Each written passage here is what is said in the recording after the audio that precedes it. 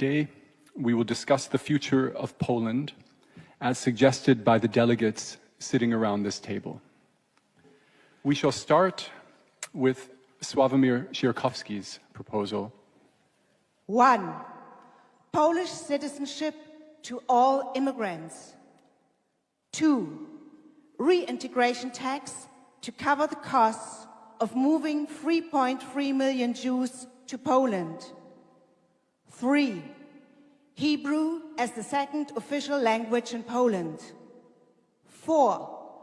Dismissal notice of the Polish state concerning the concordat with the Vatican State.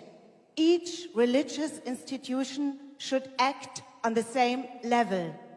5.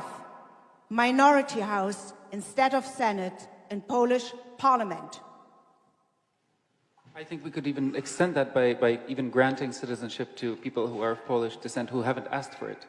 So we just mail the passports to people in Israel and in the States, and they get them in the mail, and then this way they don't even have to go to the embassy.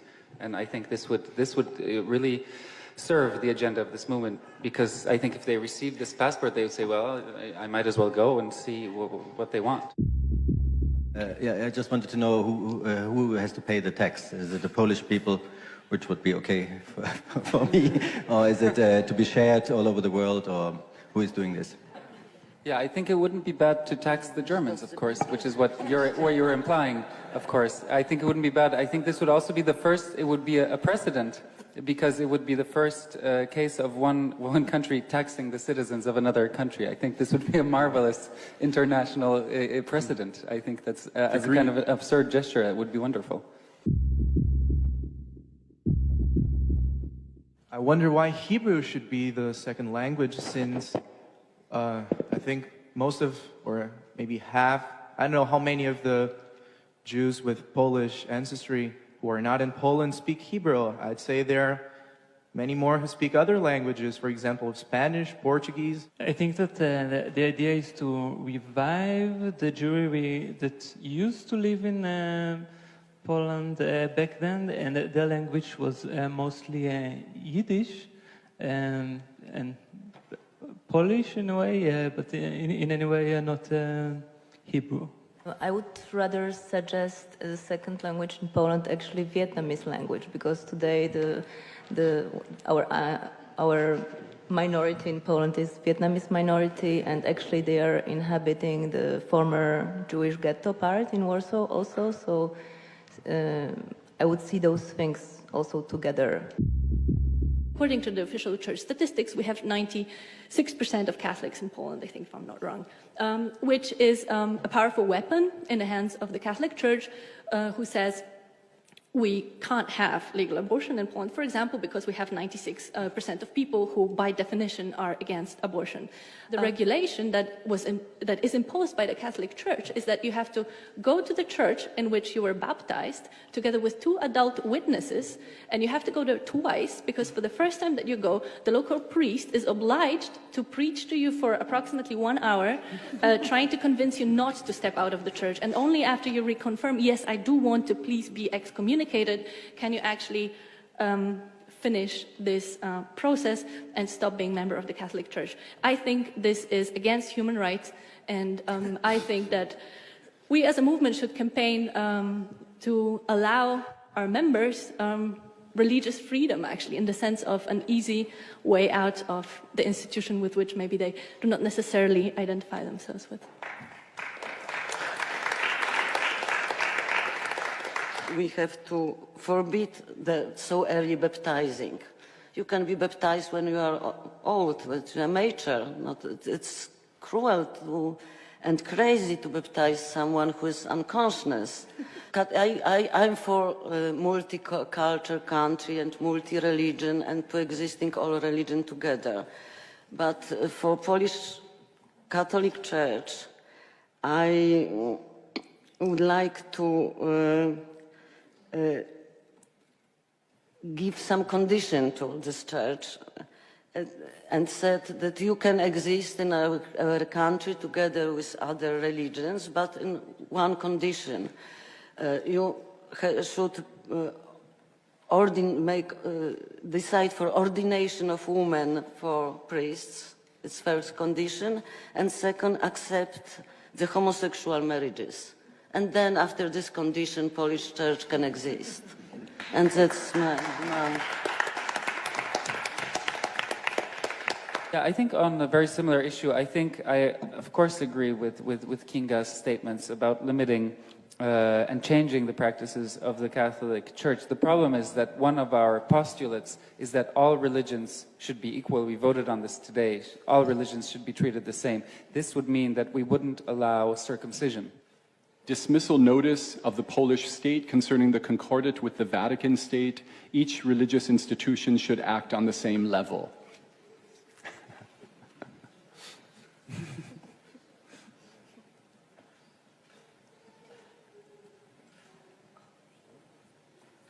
We have 1 no and 48 yes.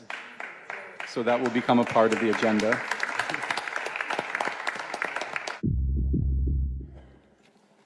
So my proposal is mainly about the problem of inviting also to Poland not only 3 million and half of Jewish men, but also maybe some Jewish women, because all the time when we say Jews, we mean general, the men.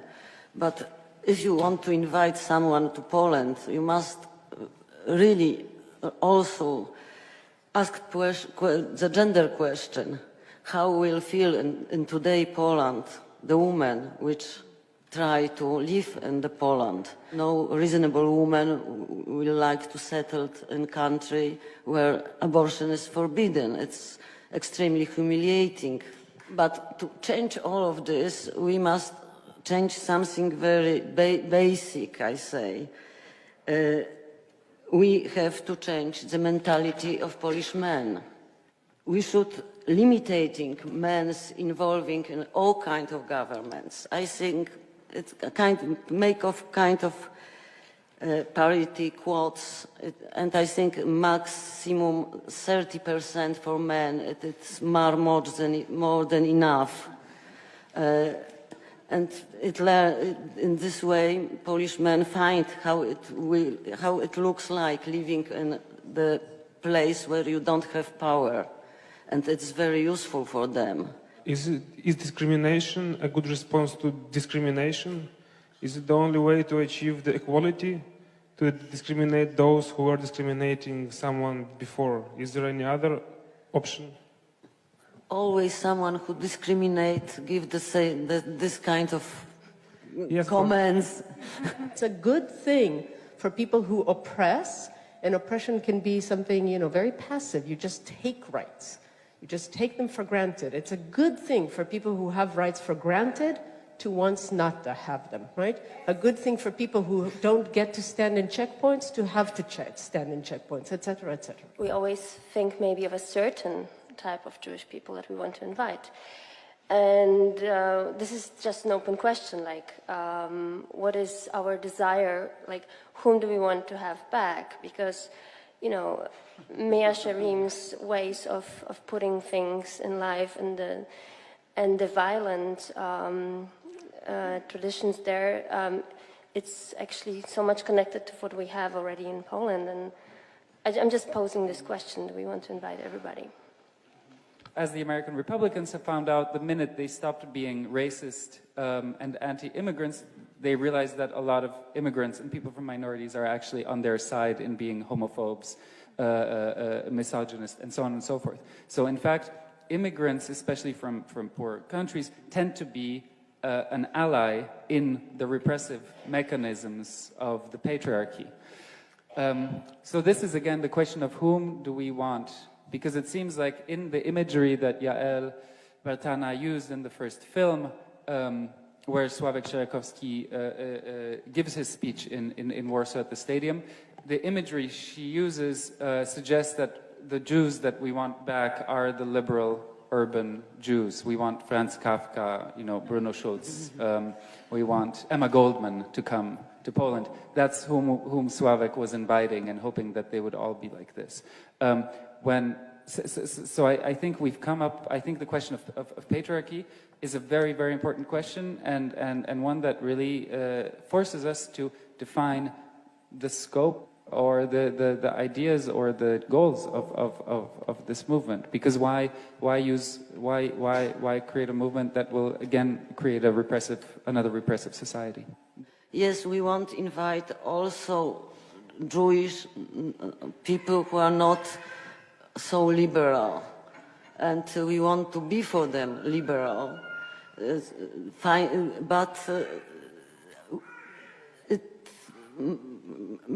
we want to avoid the situation when any kind of religion movement will dominate the political situation or cultural situation, and also we don't want patriarchat in our country, and that's all. In Iceland, after the speculation and the financial crash, actually what was observed in this progressive society is that the banking was too much testosterone driven, and they are considering now the anti-testosterone implementations or rules for banking sector not to be dominated by men. My idea, it's not totally changing the world and Poland forever, but it's a temporary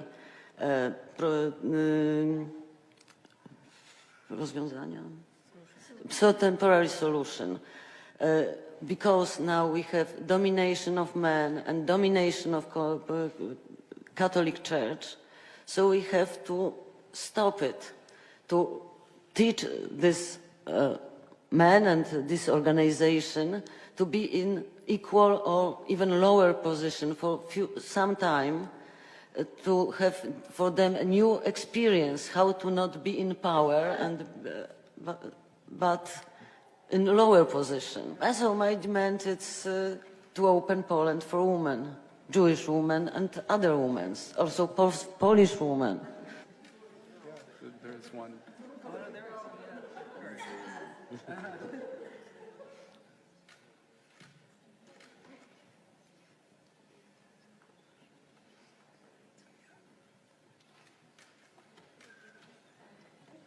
Who voted no? Who voted no? Stand up! No.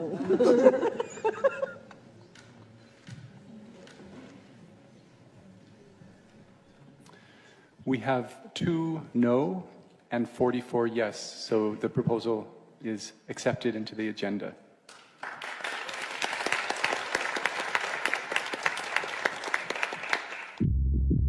I would like to speak about certain tourism which is going on between Poland and Israel since last 20 years, quite intensively, and I mean Israeli youth delegations to Poland and also Polish religious pilgrimage to Holy Land, to Israel.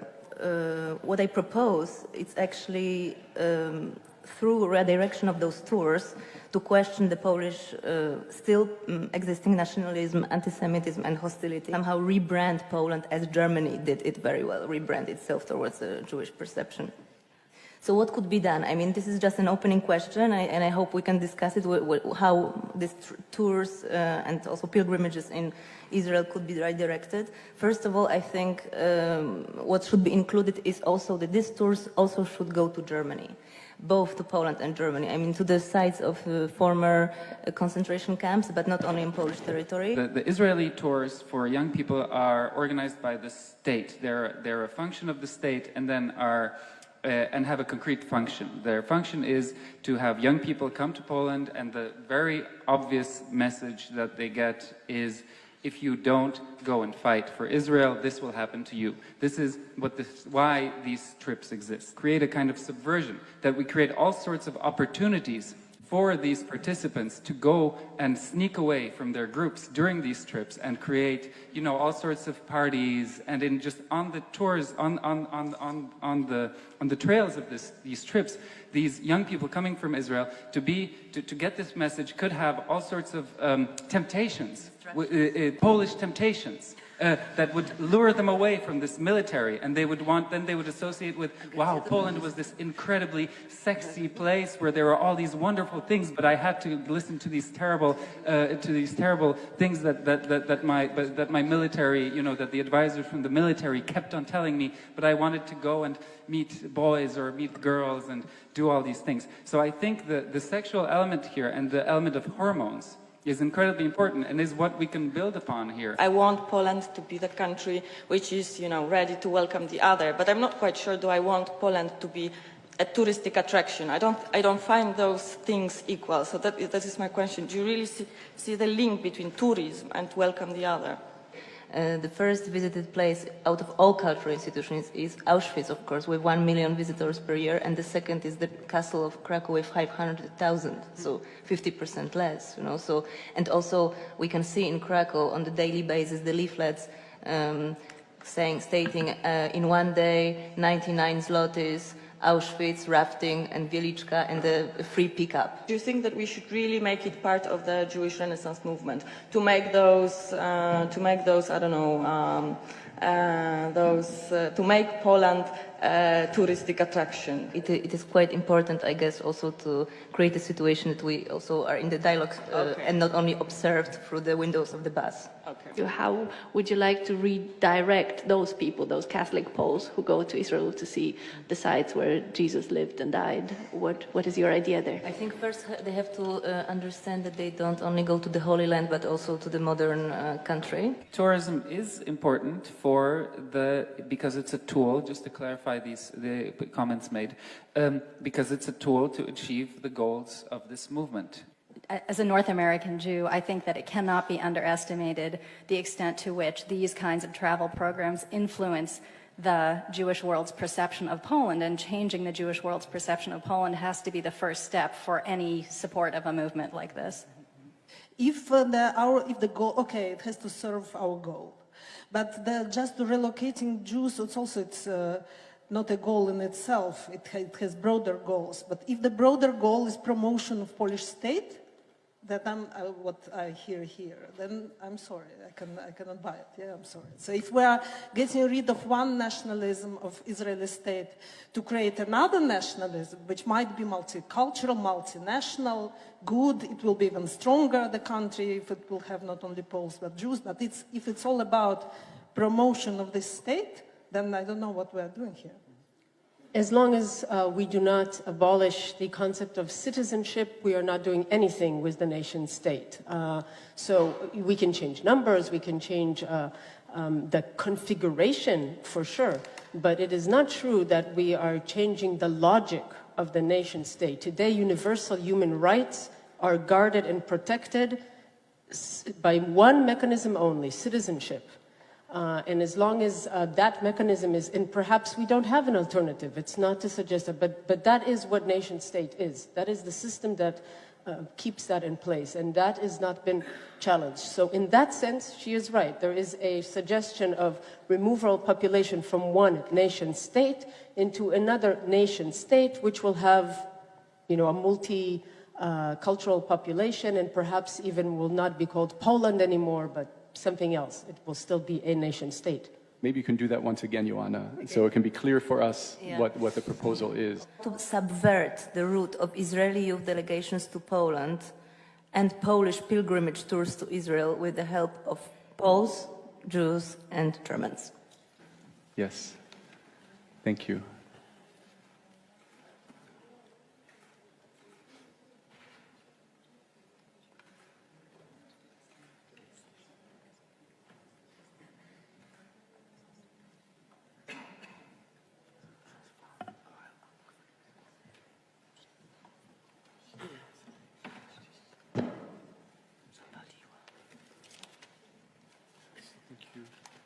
We have 7 no and 43 yes. So Jana Warsza's proposal will become a part of the agenda of the Jewish Renaissance movement in Poland. The state of Poland should devote 15% of its annual budget to culture and the arts. 15% of its annual budget to culture and the arts. This is the central state budget. Let me explain how this should work. The current situation, for those of you who aren't from Poland, is that the state of Poland dedicates less than 1% of its annual budget to culture and the arts, which is, I think, the lowest in the European Union and one of the lowest around the world. It would create a creativity vacuum, meaning that we have more demand for creative people than we have in Poland. This would provoke all the Israelis from Tel Aviv, to go back to our original point, would move to Sopot, which is also by the sea in Poland. And so this is how we would convince them. We'd say, we have a lot of money for the arts, you can come, you can live by the sea in Sopot. So it would really develop Sopot. But also, I mean, they could move to other places as well. You know, everybody could move where they wanted to, of course. The creativity vacuum would draw creative people from everywhere, from around the world. So it's also a form, you could say, of creative warfare, because we would create a brain drain from all the other countries. So this is good for the economy, of course. These creative people, and this is, you know, the key. The creative people, the total culture plan would create an ideas bank. So we would have more ideas than any society has ever had. We would have so many ideas, we would be able to solve all problems. Yes? Because just imagine, we're talking about millions and millions of whatever currency you can imagine. Everybody will be able to think and think of concepts and solve whatever problems we think about. We will be able to solve problems that we haven't even thought about today. First, I thought it's really a great idea, but then I envisioned it, and then I thought, like, you want us to become this movement, just another Green Party, and now you suggest that Poland just becomes another Berlin Mitte. That is really a horrible thought. I don't want to live in a place where there are more artists and creative people around than already are here. It would also redress historical wrongs, in the sense that the situation of Poland, which is also very different from Mitte, is that the situation of Poland is, as Czesław Miłosz has written, that Poland doesn't have material works of art, not because they weren't never created, but because they were destroyed. And this was done by the very concrete historical force, Nazi Germany. This is the loss of culture is unimaginable. Not all the countries which are represented by us today here need that. Poland needs that. Maybe Sweden and Germany doesn't need that because they already have it. But somehow we have to take into consideration that, for example, for some countries, this is a reality, or this would be a radical change. That would be a visionary thing. So I would suggest that first, let's have the Mitte also in Poland, and then, you know, let's deal with it. For example, I come from Greece. If that would happen in Greece right now, I don't know. I mean, you can imagine, that would be a revolution. I thought it was a kind of subversive affirmation of the creativity rhetorics that we usually hear from neoliberal politicians. But the more I listen to you, the more it seems like you're really just affirming and not being subversive at all. I heard you say several very symptomatic things. One of them was, for an example, it's not about art, it's about creativity. That's the first one. The second one is, we were spending a lot of time explaining to politicians about how good art would be for the economy, and so on. The problem is, just to say it very, very simply, you can't increase arts funding without radically looking at all the other funding that's going on. You can't go in this direction and think that arts funding will solve something from the top down, that culture will do something. I really want to say that I really strongly disagree with you in the way you framed your argument, the way you've laid it out. So I'm going to vote against you, and I would ask everyone else to vote against you too. The thing is not for us to get more funding, but to bring more meaning to the things we do. What I emphasize, of course, this huge amount of money would go to all sorts of artistic projects. But what I'm emphasizing, and I think I've made this point very clear, I'm emphasizing vast amounts of culturally underprivileged people all around Poland who have no access to culture. This is what I'm emphasizing. So I'm really not saying that organizations such as the Berlin Biennale should get more money. I'm really saying that somebody who lives in a very underprivileged area of Poland should have the access to learning to play an instrument, which then does increase also their chances in the world. It does, and I don't think that's such a bad thing, that it increases their chances of in the world. I want to just say there was a very important precedent to this, which is the WPA's art program in the 1930s as part of the New Deal, in which tons and tons of money during the Great Depression in America went to the creation of artworks. And this program supported such artists as Tennessee Williams and Jackson Pollock, and I could list 100 more, and did create actually great works of art. So that was a response to a point made before, and enabled, in fact, American culture as we know it, which became so dominant in the 50s, 60s, 70s, to exist. Something is a bit of a concern for me here in the sense of what is it that we are believing in, right? What is this building narrative that is going to,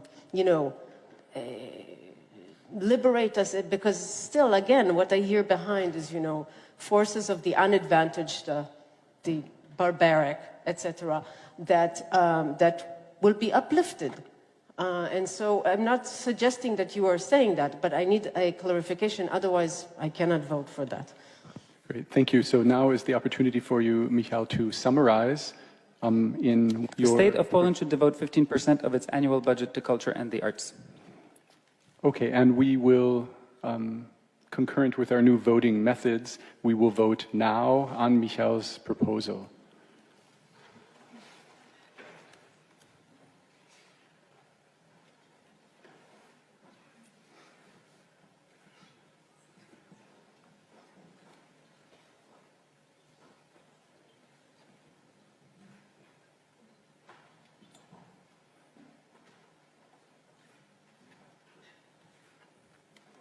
$25 no and 33 yes.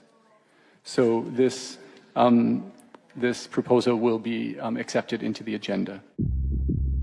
The first step for any mass return of Jews to Poland is to remap Polish Jewish memory.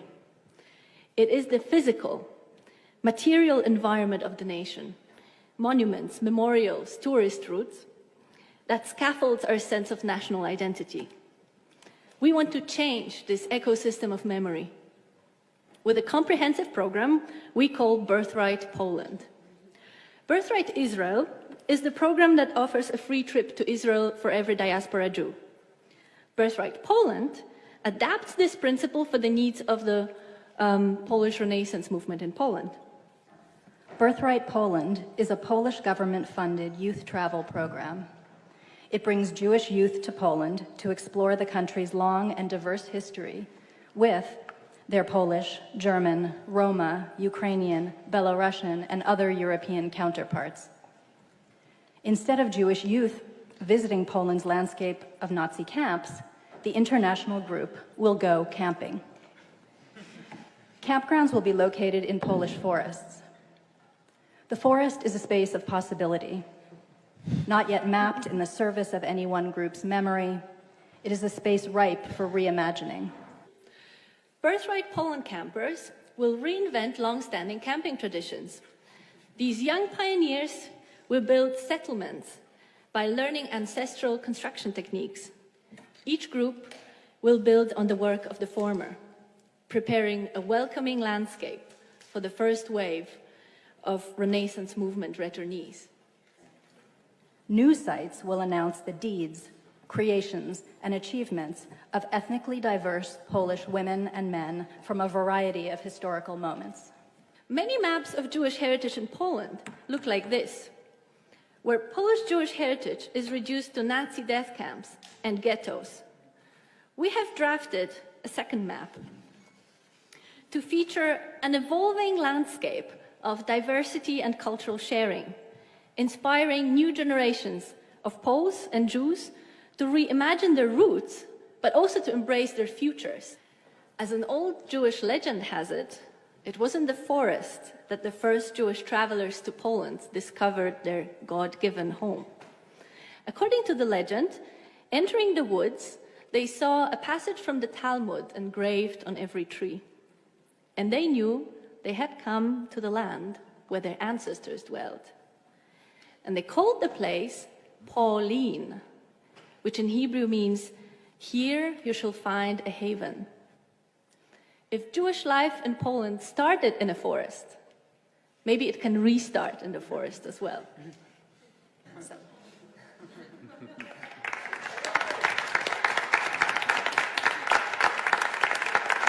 Israeli people who would they just love the idea of forests and exchanging deserts for forests. So it'll be very tempting for them. You have big pictures of like very old trees.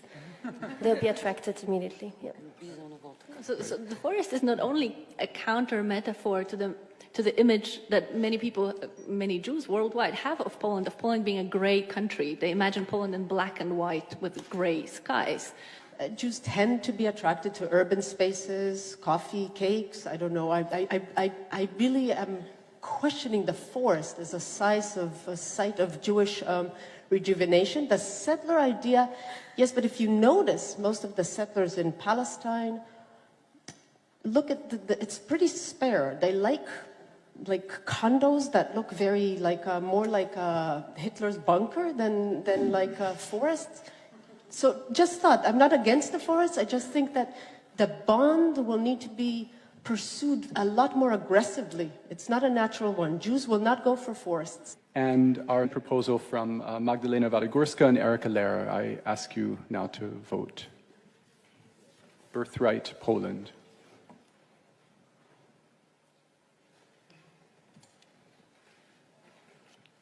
$10 no and 40 yes. So Birthright Poland will become part of the agenda.